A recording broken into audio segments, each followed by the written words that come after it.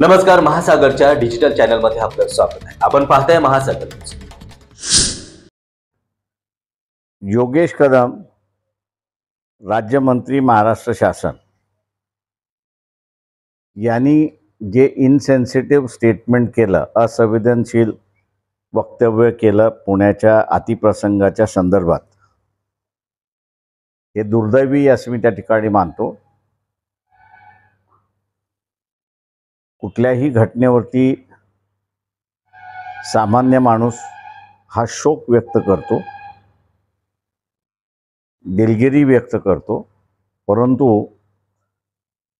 मंत्रिपदावरती बसलेले मंत्री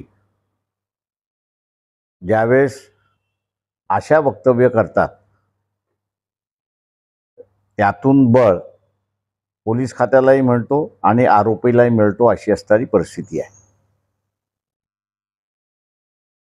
अशा ह्या इनसेन्सिटिव्ह मंत्री जे आहेत, असंवेदनशील मंत्री आहेत, योगेश कदम यांना मंत्रिमंडळात का ठेवावं, हा प्रश्न देवेंद्र फडणवीस यांनी स्वतःला विचारला पाहिजे.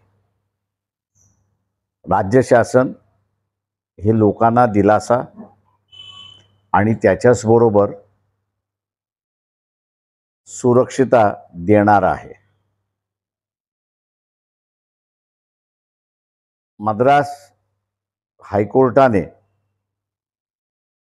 बाबरी मशीदची दंगल ज्यावेळेस झाली आणि त्याच्याच बरोबर असणाऱ्या सिखांची दंगल झाली, त्यावेळेस सामान्य माणसाला इजा झाली तर शासनाने नुकसान द्यावं असं त्याच्यामध्ये प्रावधान केलं होतं.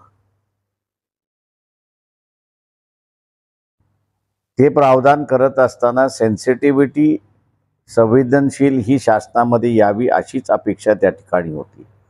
आज ज्या मंत्र्यांना असंवेदनशीलता दाखवावी वाटते, अशांना कॅबिनेटमध्ये का ठेवावं, हा प्रश्न आहे.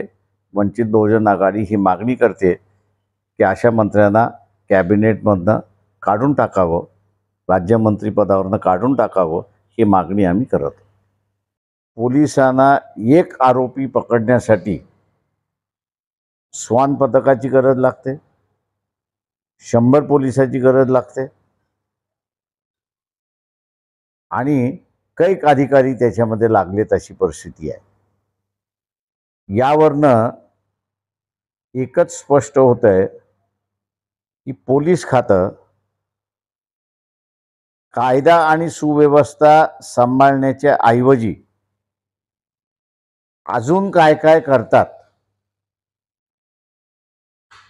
याच्याकडे लक्ष देणं मुख्यमंत्र्यांना गरजेचं आहे असं मी त्या ठिकाणी मानतोय. महाराष्ट्रातील तमाम घडामोडी जाणून घेण्यासाठी आजच आमचं चॅनल सबस्क्राईब करायला विसरू नका आणि बेल आयकॉन क्लिक करा.